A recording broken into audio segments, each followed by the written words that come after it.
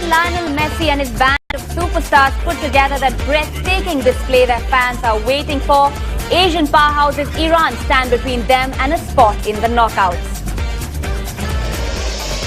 A 4-0 drubbing of Portugal will not be an easy victory to try and follow up, but if it can be done, it will be done by the mighty Germans. It's a Boateng versus Boateng brother face-off tonight at 12:30. And Costa Rica have turned the group of death upside down. A 1-0 victory over Italy last night sends Wayne Rooney's England packing, and Italy and Uruguay fighting for the knockout spots.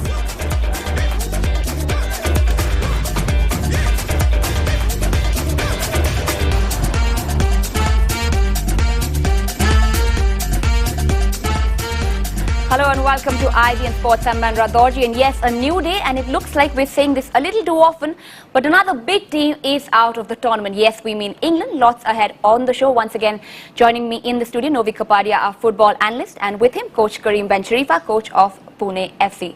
Let's get straight into the show though. This one comes to us from Belo Horizonte at 9:30 p.m. tonight. Lionel Messi is back in action. Two-time champions Argentina have an apparently easy one. They take on Asian powerhouses Iran.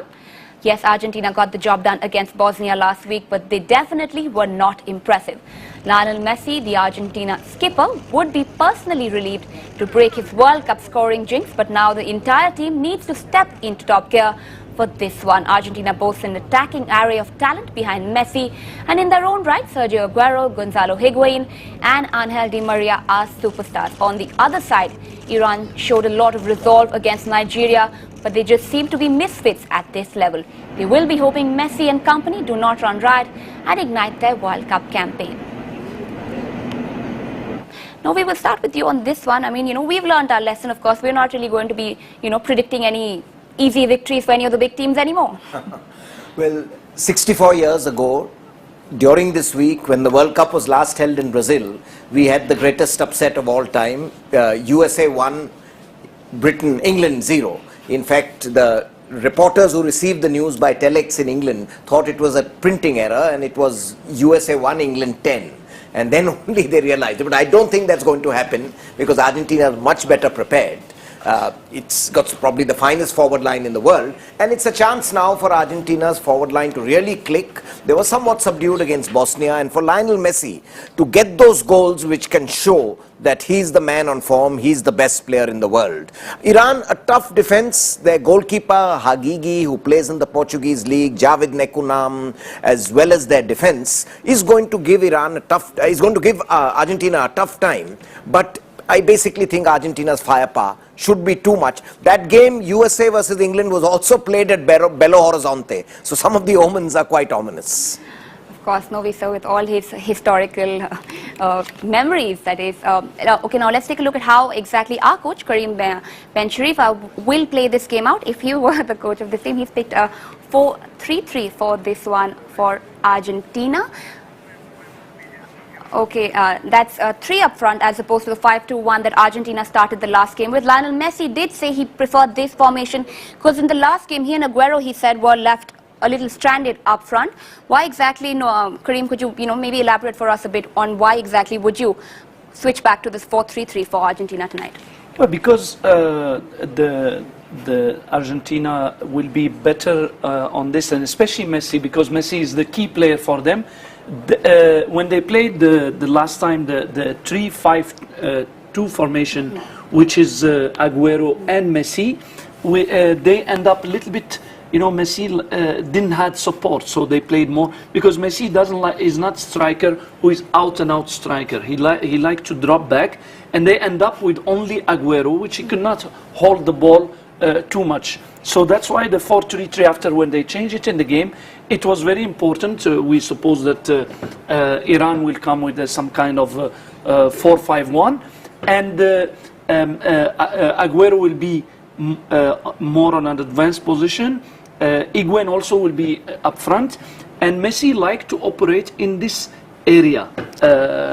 Basically, he like to have a free role. Sometimes you will see him as a striker, but many times you will see him dropping behind and getting into those spaces or like last time he started the move that he scored from here. But to start from here, he needed the support of these two players. Even Di Maria will be on an advanced position, and of course Zabaleta also give the support. So when the situation is like this, Messi can create chances, can beat a player, can combine with these players with like what he did with a very good 1-2 pass, which he could find spaces where he can penetrate the defense. Okay, speaking of defense, Novi, I mean, Iran in the last game against Nigeria, they weren't really so great up front, but it was their defense that really did them well in that game. So do you see them also literally like parking the bus in this one against Argentina? I think they really don't have any other alternative. And, they're led by their skipper, Ashkan Dejage, who's played junior international for Germany, then switched over to Iran. And they, as I said, have a very tenacious team. But, the important thing here is that Iran are using this World Cup like China did in 1971, ping pong diplomacy, friendship first. They brought a special carpet for Lionel Messi, a huge expensive Iranian carpet with Lionel Messi's photo. They bought another carpet with the flags of all the teams. So Iran need it because nobody, unfortunately, for various political sanctions, come to play with them. So, this is a chance for them to show that it's not only friendship first, but, the world spotlight will be on them because of Messi, that they are a good football team also.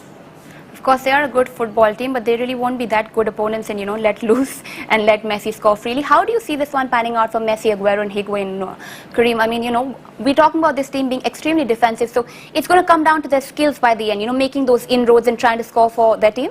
Yeah, if Iran come and sit, though, I think because on the last game they got a draw, and they also need, if they are ambitious to come in to go in the next round, they are also looking for an upset like Costa Rica. They will be inspired by teams like Costa Rica to move on, and why not beat Argentina? But definitely they will be more defensive than Argentina. It's up to Argentina to either, when Iran have the ball, they start preparing a quick counter, which will not be possible many times, but most of the game will be dependent on the two side backs, Zabaleta and Rojo, using the width, and the four players, especially Di Maria, Aguero, Higuain and Messi combinations will be very crucial to open spaces and to find the gaps in this compact Iranian defense. Okay, speaking of Messi, Karim, I might just ask you about this one as well. One goal in his last two World Cups, one already in the opener. Argentina captain. He's literally got a monkey off his back having scored that one. Do you see him being able to play more freely this time around? Well, I think the goal that he scored and the manner in which that he scored, because you must say the credit should go to him. He started from the midfield. He dribbled one or two players. When he got the 1-2 from Higuain, he still cut by himself. So it was more solo individual brilliance of Messi that get them that goal. So that give him definitely confidence to try and do well. And especially when you look at this World Cup, players like Benzema, players like Müller scoring, and I'm sure everybody know that he's the best. So he will be having motivation to do well in this game. Okay, of course, our guests will be back at 11:30 to discuss, actually review this game with Digvijay Singh Deo. Now moving on to the second game of the night at 12:30. This one comes to us from Fortaleza. And after last night's win, the French have matched Jogi Löw's Germans on the goal count and in a sense thrown down the gauntlet. But will the Germans come up with a reply in tonight's game? Abhimanyu Sen sets this one up for us. Billed as one of the pre-tournament favourites, Germany proved just why as they began their World Cup campaign with a clinical performance against Portugal. A 4-0 demolition with a Thomas Muller hat-trick was just what Joachim Löw would have asked for as a curtain raiser. But Ghana, who began their campaign with a defeat to USA, are a dynamically different proposition altogether. Of course, at the moment, I wouldn't really like to change our defense.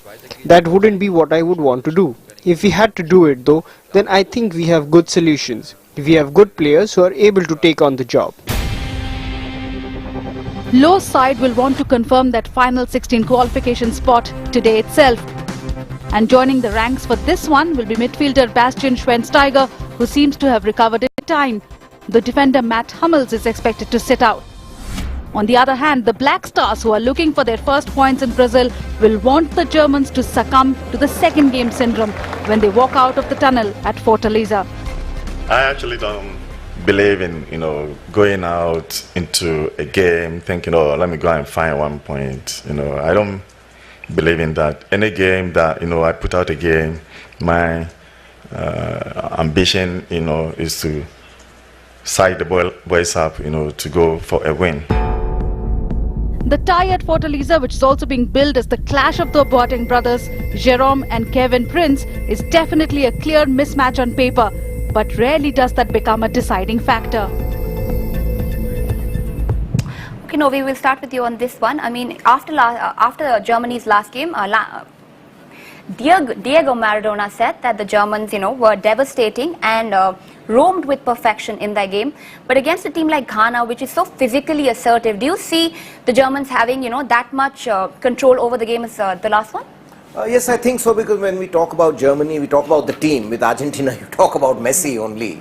So, and Germany have so many options, whether Schweinsteiger's coming back or whether Klose will play to get closer to the record, probably not. But, the important thing is there's not so much needle in this match as it was in 2010 World Cup, because then Kevin Prince Boateng, the half-brother who's playing for Ghana, had some of the German press said that he had deliberately injured Michael Ballack, ended his international career. Michael Ballack was a superstar in Germany. Now that is faded away, gone into history. So there won't be that much needle. But Sule Montari, Michael Essien, if he plays, can they close down the German midfield? The match will depend on that. If Germany start playing that fluid attacking game, they will outrun and outclass Ghana. Speaking of attack, Karim, Ghana is a team that's always known to attack on the counter. That's what they did in the last World Cup. That's what they've consistently were doing in their qualifiers. So do you see that being the only way that they plan to score this time around as well, or do you see them planning to go out and get their own goals from the start? Well, I think they will, after their defeat, unexpected defeat in the first match, Ghana will definitely look forward to go into this game with a better desire to get, if possible, 3 points, but at least not losing the game. In the last game, surprisingly, the coach left Essien, players like Essien and the Prince Boateng out. And I think after the game there was few issues about that. I think this time he will definitely start with a very good midfield, Montari and Essien, and just in front of them Prince. And of course they have strikers also who can hurt the German defense definitely. Okay, so quickly, you're wearing the white, so we know you're supporting the Germans, and me and Novisa, of course, are supporting Argentina. But quickly, gentlemen, if we can get a prediction from you for this one tonight. For the first game, in fact, for the Argentina game. Novi is very good in predictions. Not from what you did yesterday, though, sir. Argentina, Iran. Yeah, Argentina game. Argentina should outrun them. I think at least 2 to 3 goals. Argentina should win by. I mean, if Iran can keep the scoreline respectable, they'll have done a good job and maybe get their first goal of the World Cup. Remember, Iran have just had 1 victory in the World Cup. That was the match against USA. Well, that had a major political aspect to it. I was there in France, saw that. The excitement in that match. So but the with scoreline Argentina, tonight, sir, scoreline. Give us a scoreline for tonight. 3-1 to Argentina. And after Costa Rica and yeah, all those, yes. everybody's Making many after predictions. Spain is out in the after 2 games, Yes. everybody. But for me, I think Germany will definitely win this one. Okay. Yes, definitely.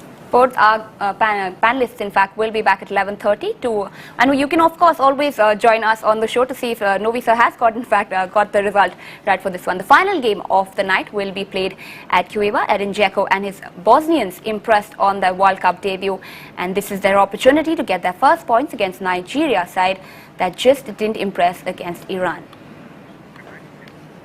That's all we have in this segment. Join us after the break for a little more, and of course your tweets to us.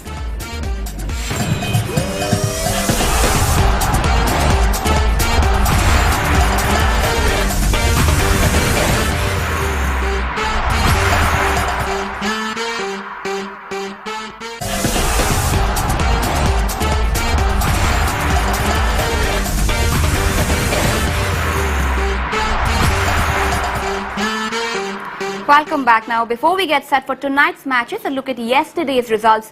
Costa Rica made a mockery of rankings and footballing pedigree, beating four-time champions Italy 1-0. The Italians, fresh off that big win against England, looked lackluster in the opening exchanges. Mario Balotelli had a couple of decent shots but not resulted in a goal. The Italian defence, including the returning legend Gigi Buffon, looked shaky and they paid the price just before the break. Brian Ruiz scoring off a header. The Italians threw the kitchen sink in the second half, but the Ticos didn't wilt. It stayed 1-0 till the end, which also means England are now out of the tournament.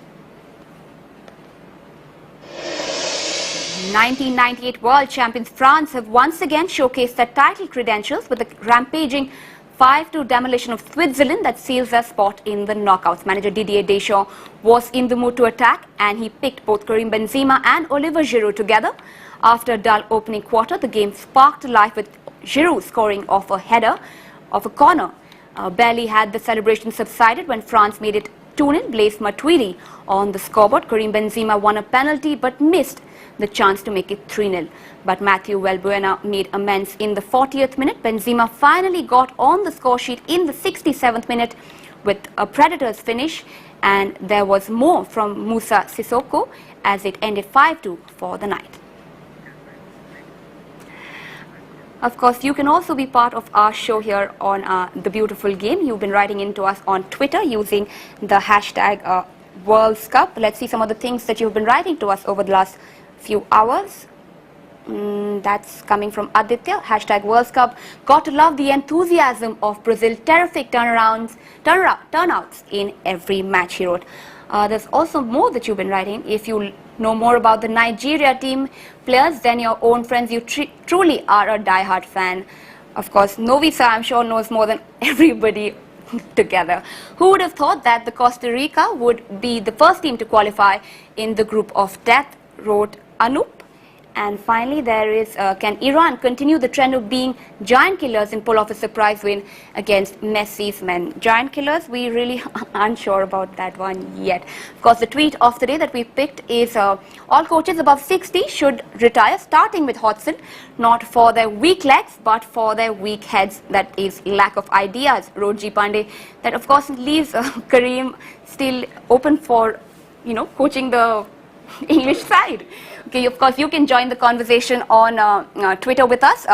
Tweet to us at IBN Live using the hashtag World Cup. Remember, that's World Cup with an S. And that's where we wrap the show. Thank you for watching. Join us at 11:30 for more.